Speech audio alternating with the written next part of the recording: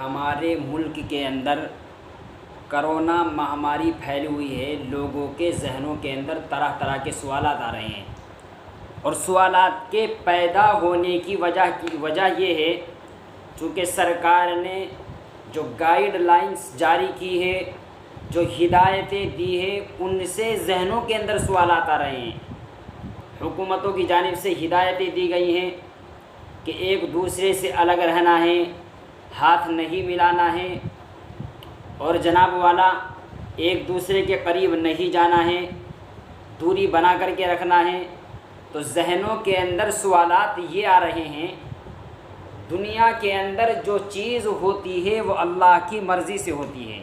دنیا میں کوئی چیز آتی ہے اللہ کی مرضی سے آتی ہے، یہاں تک کہ درخت کا ایک پتا بھی اللہ کی مرضی کے بغیر نہیں ہلتا۔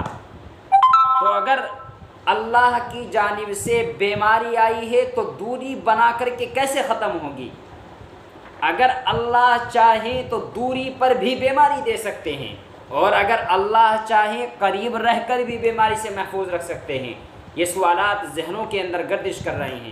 دیکھو، ایک بات یاد رکھنے کے قابل ہے، اللہ نے اس دنیا کو بنایا، لیکن اللہ نے دنیا کو دارالاسباب بنایا ہے۔ کلام الہی دیکھو، صحابہ کرام کی زندگیاں دیکھو، انبیاء علیہم السلام کے واقعات پڑھو، جگہ جگہ نظر آئے گا کہ اللہ نے اسباب کے تحت زندگی گزارنے کی تلقین فرمائی ہے۔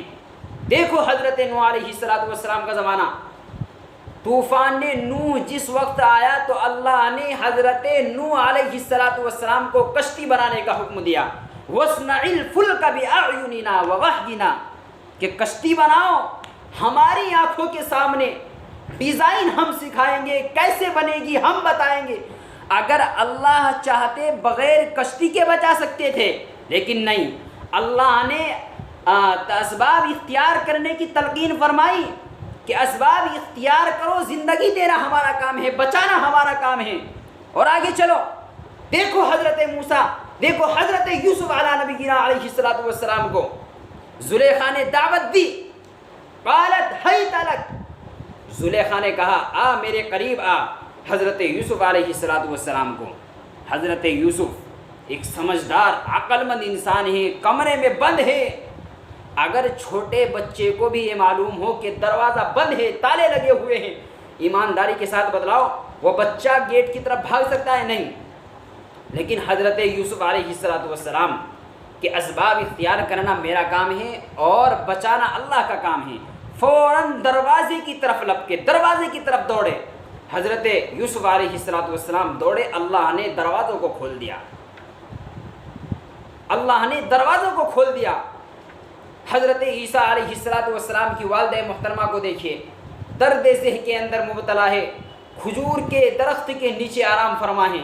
اللہ نے فرمایا وَهُزِّي إِلَيْكِ بِجِذْعِ النَّخْلَةِ تُسَاقِطْ عَلَيْكِ رُطَبًا جَنِيًّا، کہ کھجور کے تنے کو اپنی طرف ہلاؤ، ہم تمہیں تازہ کھجوریں دیں گے۔